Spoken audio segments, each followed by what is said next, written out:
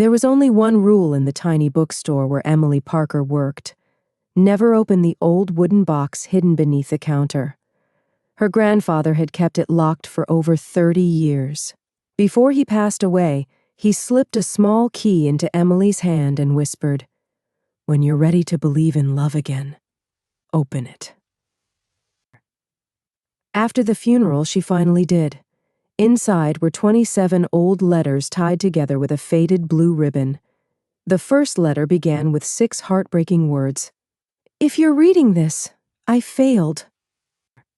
Emily had no idea those forgotten letters would lead her across the ocean to a man whose life had been connected to hers long before they ever met for years.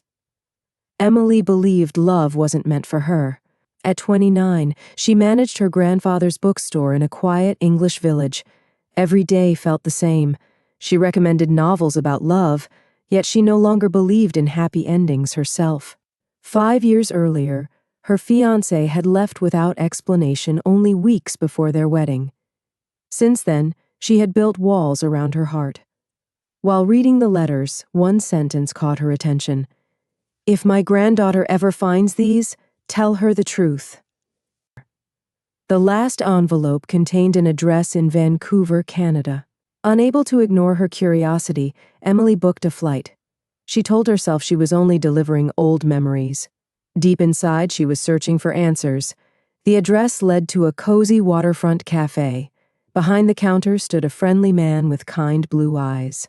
"I'm looking for Nathan Collins," Emily said. The man smiled. "I'm Nathan." She placed the letters in front of him. His smile disappeared.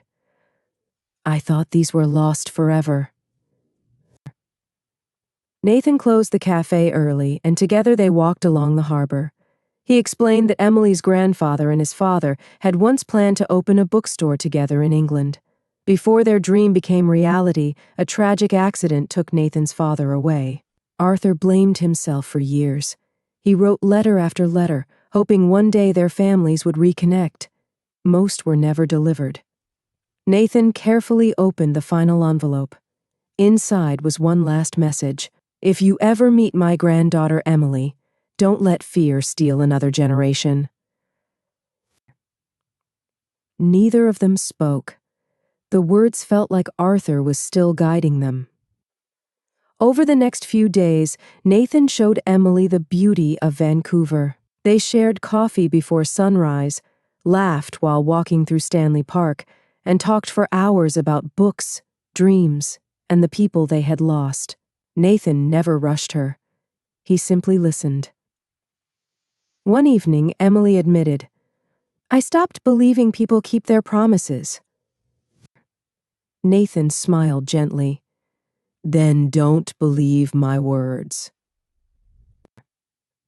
Believe my actions." For the first time in years, Emily felt safe. Their friendship slowly became something deeper. But just when everything seemed perfect, Emily overheard Nathan talking on the phone. "I can't tell her yet," he said. "If she finds out now, she'll leave." Her heart sank. Without hearing the rest of the conversation, she assumed the worst. The next morning, she headed straight to the airport. As boarding began, she heard someone calling her name. Nathan came running through the terminal. "You left without letting me explain." Emily looked away. "I've been through this before." "I won't be lied to again." Nathan handed her a folder. Inside were business contracts and legal papers. "I sold my cafe," he said. Emily looked up in shock. "What?" "I accepted a partnership in England." He smiled nervously. "I wanted to surprise you." "I wasn't hiding another woman. I was planning a new life with you." Emily felt tears fill her eyes. "The phone call?" "My sister," Nathan laughed. She ruins every surprise, so I told her not to say anything. For a moment, neither of them spoke. Then Emily remembered her grandfather's words. Don't let fear steal another generation. She stepped closer. I don't want another goodbye. Nathan smiled. Then let's stop saying goodbye. She wrapped her arms around him, and for the first time in years, Emily believed the future could be brighter than the past. 6 months later, the old bookstore in England reopened with a new sign. Parker and Collins, books and coffee.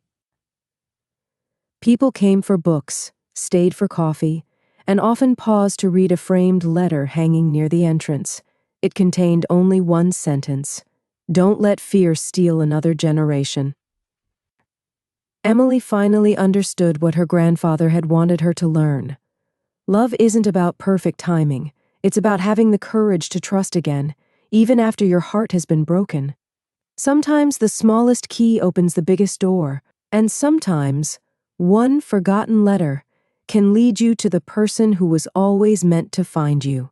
If this story touched your heart, and you enjoy emotional English stories that help improve your listening skills, don't forget to like this video, subscribe to Tale Viora, and turn on the notification bell so you never miss our next unforgettable story.